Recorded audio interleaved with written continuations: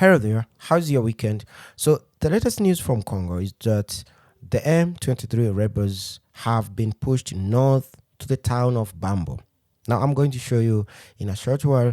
This town of Bambo is further north, more than 60 kilometers from the city of Goma, and further away from the Rwandan border, and definitely far away from where they were. So, what has been happening, as a lot of you are asking, is that there have been a basically ton of events in what has been taking place there. As we know, there is a ceasefire in place where the Congolese army is not supposed to engage M23. And then there's these East African troops from Kenya, Burundi, and others, from Uganda, right? And South Sudan. And then what has been happening is that the local community that lives in the region where M23 has been active, that is the regions of Masisi, the Masisi territory, we are talking about Kichanga, Sake, Burungu, we're talking about those regions basically. Young people from there, because their families are in now refugees camp, they have been pushed to internally displaced people camps, refugee camps near the city of Goma. These young people have taken up arms and formed the local defense kind of militia called Wazalendo. And that is the Swahili word for patriots. So these patriots have been fighting M23. And they've about 3 weeks ago, they managed to kill close to 1,000 M23. I saw images and photos and a lot of videos of captured and dead M23, mostly dead M23. And at first I thought those were not true. I mean, the number was almost too high. But then in the following weeks, we saw Rwanda dispatching more than 500 Rwandan Defense Force troops. So there is drone footage from the Congolese government showing in about 4 days, hundreds of soldiers crossing the border from Rwanda, entering Congo. And that's what happened.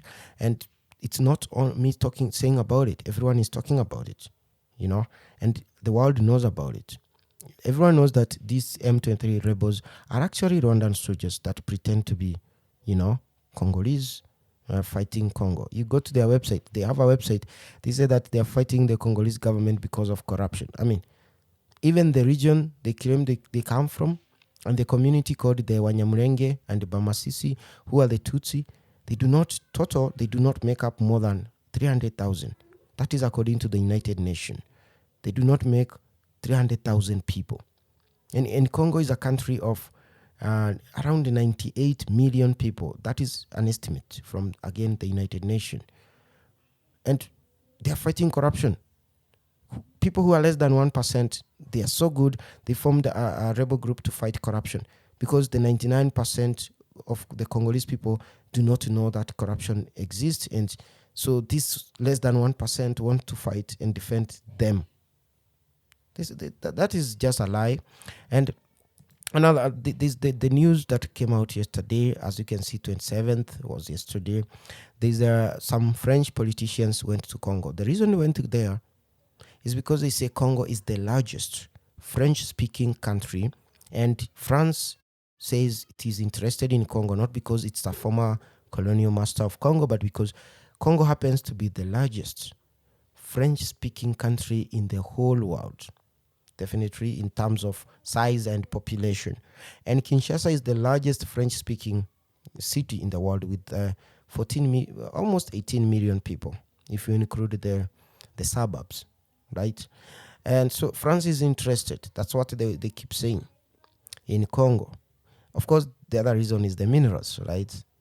So the French politician was saying that they understand that Rwanda is interested in what they call the expansionist aims in Congo. And to a lot of you who have never heard about that, is actually Rwanda has had an agenda since 1980 called the Hima Empire, expansionist dreams or agenda. And what the Hima means, these are a community of Nilotic people who claim that they originated from Ethiopia, or the western part of Ethiopia and South Sudan. And initially they say they came from Egypt, so they want to say they are Jews. But basically they include the Tutsi community in Rwanda, which are the Nilots. They include the Banyankore, who are also the Ugandan Tutsis. They include other Tutsis in Congo, like the Bamasisi and the Banyamurenge. They are still Tutsi, Nilotic, and they belong to a larger group called Hima. And the aim of that, because I read a book about it, is that they had to install Museveni, who is from the Tutsi community in Mbarara, I think the Banyankore. And then they also had to install Paul Kagame. You know how he did it. And then in Burundi, they actually tried 5 times assassinating presidents in Burundi to try to install a Burundi president. They actually even managed to have 2 Burundi presidents in Burundi, but of course they also assassinated. And they've been trying to have basically a Hima empire that straddles from Burundi to Rwanda to Kenya to Uganda and Congo, so that they can have a territory. More like the Israelis claim that they need their own state where they can self-rule. So that's the same idea these Himas have. So that's what he's talking about, expansionism. And what Rwanda has been doing in the last almost 70 years, they've been sending Tutsi people to Congo to try to populate those regions, so that then they can claim that initially they used to live in those, like Minembwe. Minembwe is a territory far, far south, far away from any known Tutsi, settlement, because the Tutsis inhabited the Rift Valley side of Rwanda, places like Mutara, and on the other side of Congo, even Uvira Mountain and Murenge Mountain.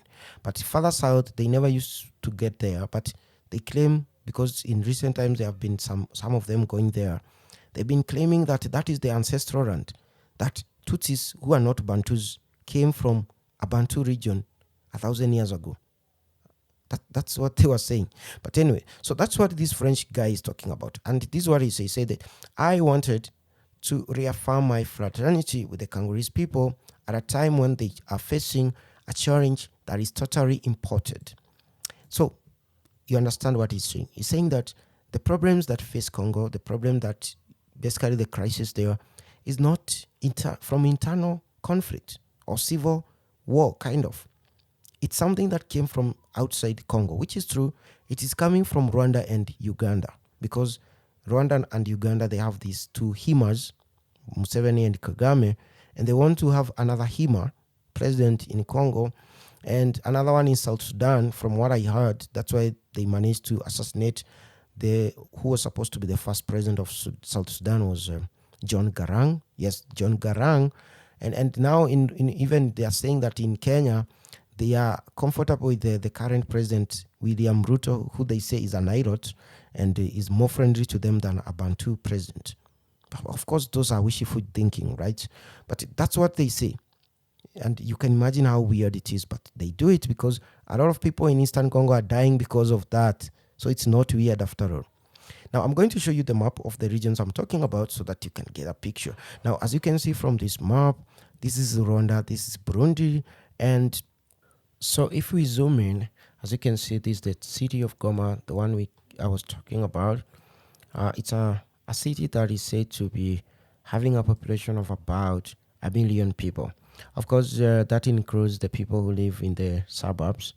And it has an international airport with a runway that is about 3.5 kilometer long.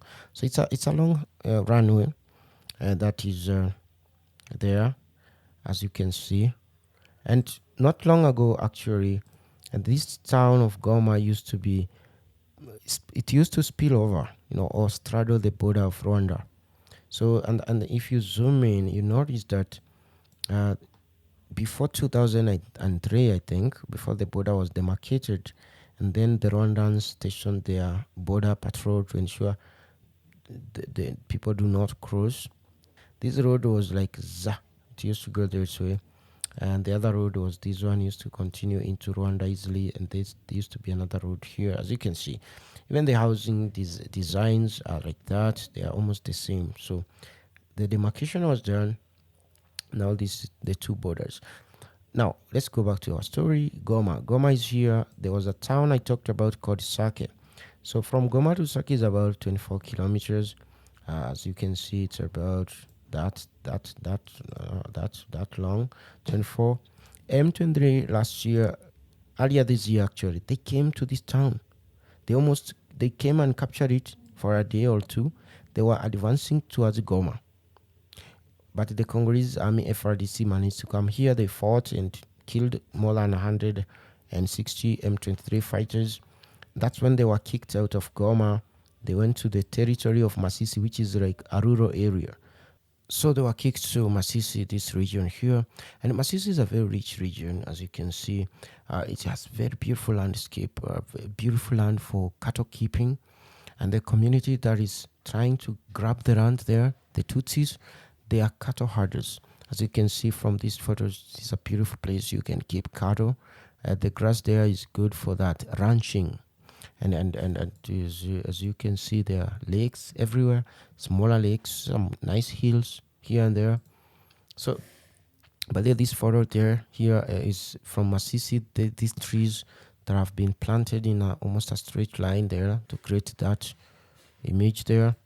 And it's a beautiful place, as you can see. So they came here. And then after coming to Masisi region, because they came to this region, they went north because they kept being attacked. And they went to the town of Kichanga. They further north. So as you can see, if they came to Kichanga from almost Sake, they were kicked away or kicked back 75 kilometers. That is far north. And now the communities that live here, the young men from those communities have come together to form the rebel groups that are calling themselves Wazalendo. As I said, Wazalendo actually means the patriot in Kiswahili. It's a Swahili word for patriot. So they are patriots. These patriot fighters have also now come and kicked out M23 from here, from this town of Kichanga, this region. They were controlling this town, and people from this town had fled from this town. So these patriots came and recaptured this town from M23. And the reason why they were more effective is because they were born from this land. So they're able to know the ways to approach this M23. They also have a good number of spies from their local community. And they are not bound by the ceasefire that is in place, that is making sure that the Congolese army doesn't engage these rebels. Because every time the Congolese army tries to attack this M23, they start massacring villages. They kill people, as they did in Kishishe. They killed 360 people because the Congolese army was after them. So there's been a ceasefire. And that doesn't stop this Wazalendo from fighting M23. And that is what has been happening. And now today, the story is that M23 has been kicked out of Kichanga from here, and they have been moved towards the Ugandan border. They have moved to this town called Bambo. And as you can recall, that's what I started with as the breaking story. So this is the Bambo town. They have captured it now. And this after suffering casualty numbers close to 1,000. And then Rwandan soldier troops, or Rwanda sending their troops to reinforce them. So I don't know, because the day before yesterday, these Rwandan troops that came here were, firing mortars in this region near Kibumba. And then I suspect the M23 that is in Bambo is coming to meet with the Rwandan contingent. They haven't met. It's like they're planning to come and meet either in Ruchuru or in Bambo. But as you can see, they have been kicked out from now the town they were controlling, their headquarters, back to Bambo, which is another 60 kilometers. What M23 is good at is moving. Moving. They moved 75 kilometers to Kichanga, now they've gone to Bambo. Very soon they'll be able to move back to Rwanda, because that's what they do. Then after some time, 5-10 years later, Rwanda will organize another group of their soldiers and send them back. So I think that's what is happening. And Paul Kagame needs to be stopped, because he has been killing a lot of people since 1994, or since before 1994, in 1990s. He was doing that, killing innocent villagers. Then you know what he did? He triggered the genocide that killed close to 1 million people, half of them being from his own community.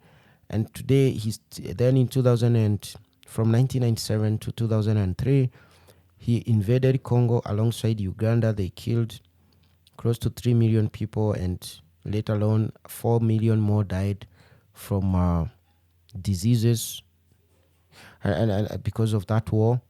So he's someone who needs to be stopped. That's why I make these kind of videos, because a lot of people think it's funny.